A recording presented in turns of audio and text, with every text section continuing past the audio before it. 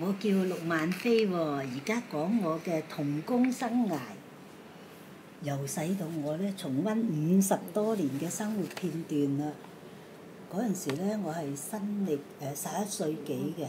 我一早咧就7點鐘我要起身啦，梳洗咗之後，好快咁啊落街咧就食早餐，好多早餐賣喎嗰陣時喺街邊，咁咧8點鐘咧就要開工㗎啦。下晝12點鐘咧就食飯，好在咧我就喺工廠喺屋企咗緊，所以翻屋企食，至到晚上咧就8點鐘先收工，但係只得過2人錢日啫。咁我都做咗4年，咁大啲咧我就去做噴油啊，啲公仔廠嗰度做噴油啊，有3蚊一日喎，所以我好開心。但係咧做下又執笠喎，咁人哋介紹咗我去咧就鰂魚涌啊馬克思嗰間大廠嚟㗎，係一棟有4層㗎。但係鰂魚涌離我筲箕灣咧就好遠喎，咁我要帶飯喎，冇錢出去下晝食飯喎，咁啊自己煮㗎。咁帶飯嗰個烹咧就係陳寶珠講我工廠妹萬歲啊，所以嗰陣時我睇陳寶珠啲戲又好開心㗎，講我哋而家啲童工嘅生涯。但係有2個唔係噴油啊，得2個2人錢日咋，咁收尾咧就大啲啦，人哋係介紹我學車公仔衫，咁啊再車時裝啊，時裝係自己工嚟㗎。好搏命㗎我哋，咁晚上咧我因為係讀夜校㗎嘛，但係好攰啊，已經攰到我成日瞌眼瞓。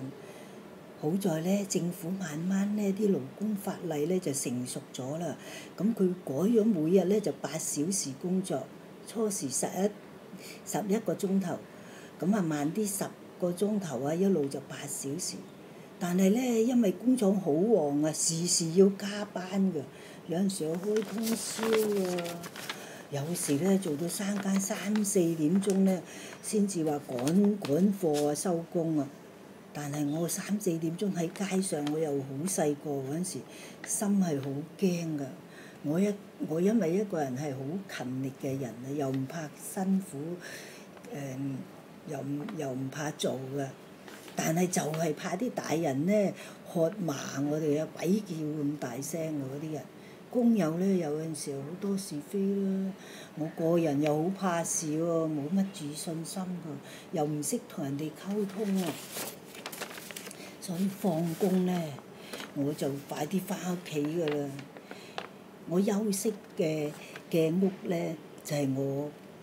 我嘅溫暖避風港啊！因為出糧嘅時候，我哋咧就成份糧俾晒阿媽㗎，唔敢掂㗎，阿媽俾翻幾蚊我哋㗎，所以我阿媽都好友善啦嗰陣時，所以我亦都好少出夜街，又冇錢啦，又唔中意出夜街，聽下收音機咧就又一日啦。童工而家我回想起咧，我覺得佢係磨練我往後嘅生活啦。喺暴風雨中咧，我仍能夠勇往直前啊，堅毅不屈咁樣度我嘅逆境。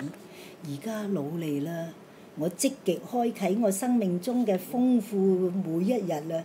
最緊要我識得感恩，我感恩每一個人啦。我更盼望咧下一代嘅生活能夠超越我自己，同埋有健康嘅身體，又開心啦。呢個咧就係我3個仔女啦。我好少同我老公一齊去街，因為佢又行船啦，唔行船咧佢自己都打麻雀，所以我成日同啲仔女一齊。